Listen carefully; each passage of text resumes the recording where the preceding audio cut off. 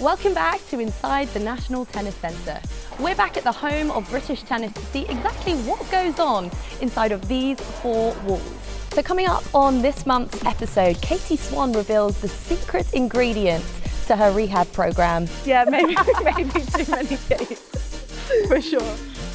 We take a look back at this year's grass court season. We get to know Fery a little bit more. I think Sinner will be a good cook. I have no idea if he actually is, but I reckon, Italian. And Jubb takes on the bucket list challenge. Katie, thank you so much for joining us in our lovely studio. Thanks for having me, Pippa. So, I hate to start on a somewhat sad note, but it has been a bit of a tough year for you, hasn't it, with all of the injuries that you faced. Can you sort of tell us about your 2024 so far? Yeah, it hasn't been ideal. Basically, been struggling with a back problem since last grass season. I continued to play on it for the first 9 months after Wimbledon, pretty much, and it got to a point where I just wasn't. It was getting worse. I wasn't really able to compete the way that I wanted to. I was struggling with training as well, and I ended up seeing a specialist in Melbourne while I was out there, and she told me that I had to stop and take it seriously, and I had to have a small procedure on my neck, which I'm hoping will finally stop the issues that I was having. But yeah, it's been a long, tough road, but I feel like I'm now on the right track. So just looking forward from here. Yeah, oh gosh, I can imagine. So you've been away for tennis for quite some time now. How have you sort of kept yourself busy over that period? I've seen on social media you've been doing a little bit of baking. Yeah, I've become the NTC baker. So I literally am coming in like 3 days a week with some kind of baked goods, and people are now expecting it. But yeah, for me, it's like a safe space. I just put on a Netflix show and do that in the evenings. I've had a lot of free time. So yeah, that's been fun. Although I try and get it all out my flat so that there's nothing to. So you're not snacking and eating all the cake? Yeah, when I'm not playing tennis, I can't afford to eat all that stuff. So what's your go-to cake then?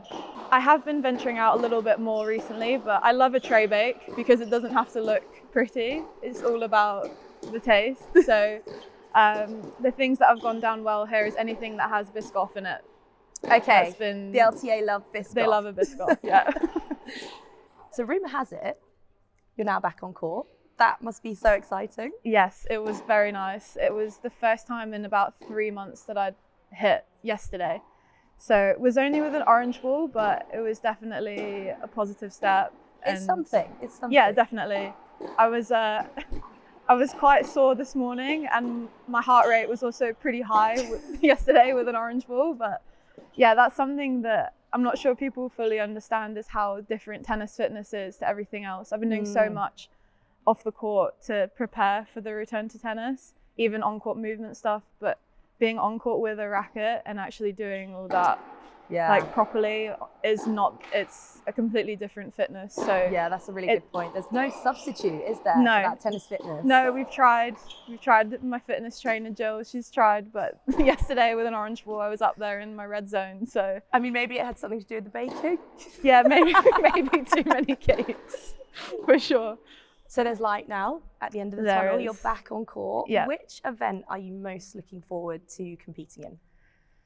To be honest, I'm just looking forward to competing at all, wherever that will be. I don't know exactly the date of my return to competition. I would love to be able to get onto the grass at some point, but it's not a guarantee. I've just got to take it one day at a time at the moment with the tennis, and if I can get back on court and be competing pain-free, then that would be amazing. Well, that's a great mindset. So if we were to meet again this time next year, same time, same place, what would you have hoped to achieve by then? If I can get back on court and consistently play healthy, that would be amazing. I don't know where that will take me, but I feel that these injuries that I've had in the last year have really stopped my progress. And if after all this rehab I've been putting in so much work that it means I can compete 100% for longer, I don't think there's limits on what I can achieve. So yeah, I think I know it's a bit vague, but being able to compete healthy and having a normal schedule would be great, because that's not been the case for the last year. Absolutely. Well, thank you so much for joining us. Thank well you. done on your rehab, and we'll see you on court soon. Thanks, Pippa.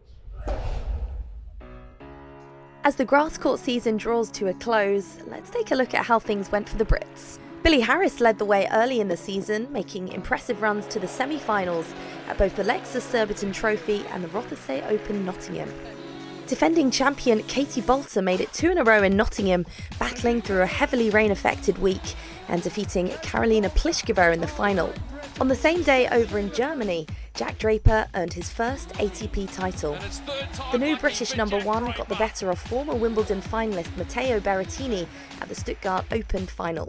Elsewhere in Europe, Paul Jubb enjoyed a career-best win, progressing to the semi-finals of the ATP event in Mallorca. Back in the UK, attentions turned to the Queen's Club, and Jack continued his great form with a career-best win by ranking over Carlos Alcaraz. In the doubles, Neil Skupski and partner Michael Venus took their first title as a partnership. On to Eastbourne, where Billy Harris continued his winning streak with another semi-final run, while 3 out of the 4 quarter-finals in the women's competition saw Brits fighting it out, with Emma Raducanu, Katie Bolter and Harriet Dart all in action. Meanwhile, Neil Skupski and partner Michael Venus made it back-to-back tour wins in the doubles events.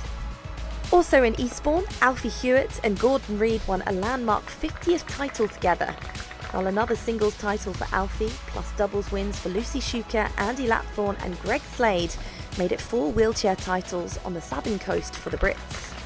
The Lexus British Open, at its new home on the grass courts of Roehampton, brought more success for Alfie Hewitt, who made an impressive run to the final, but then had to withdraw ahead of the match after dealing with an unfortunate shoulder injury. As attentions turned to SW19, there were Brits in action across the draws. The third round brought up all British battles between Jack Draper and Cam Norrie, and Katie Bolter and Harriet Dart. Sonny Cartel made a career-best run all the way from qualifying to the third round, stepping out on number 1 court against second seed Coco Gauff. Forget Grand Slams and ranking points, this is the competition that really matters. Aiming to get their name as high up our bucket list as possible, players have 30 seconds to hit as many balls as they can into the bucket. They must stand on the spot, and if the ball bounces back out, it doesn't count. 3, 2, 1, go.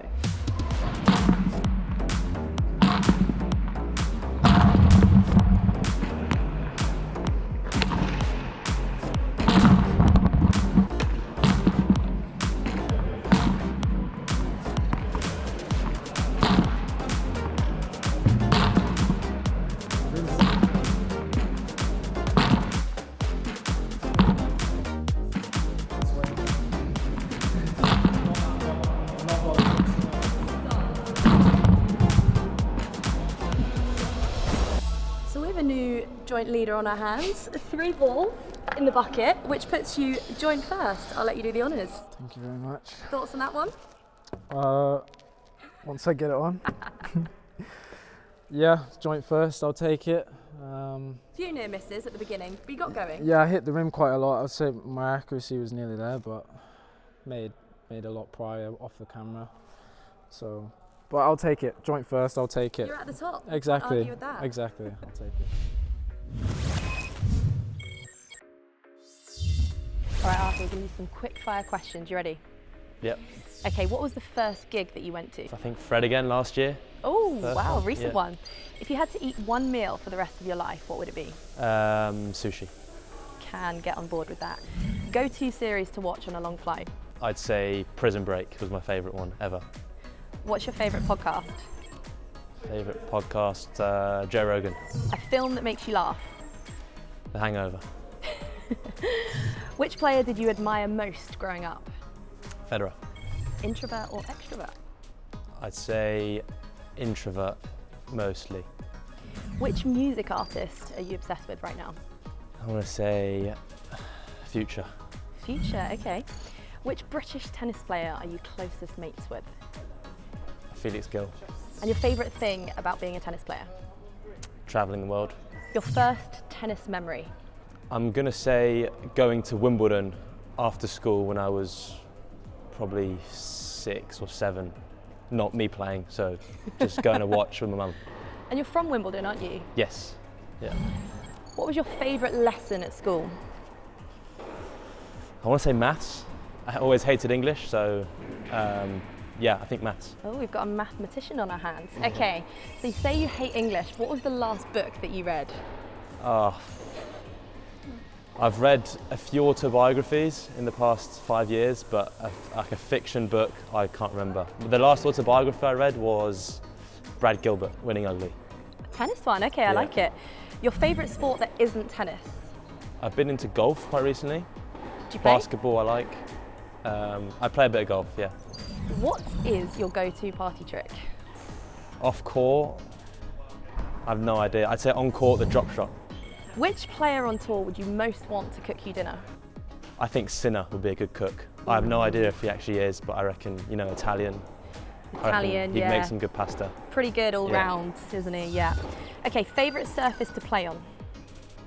Grass. Favourite tournament? I think I know the answer to this one. Wimbledon. Dream doubles partner? Nick Kyrgios. Who do you WhatsApp the most? Mum. Read receipts on or off? On. Oh, okay. Yeah. This is the final question. What would you be if you weren't a tennis player? I quite enjoy the idea of sports marketing, I think. I'd do Okay. something in that if I wasn't involved in actually playing the sport.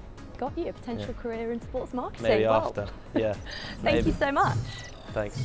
So that's it from us at the NTC this month. Be sure to like and subscribe so you don't miss out.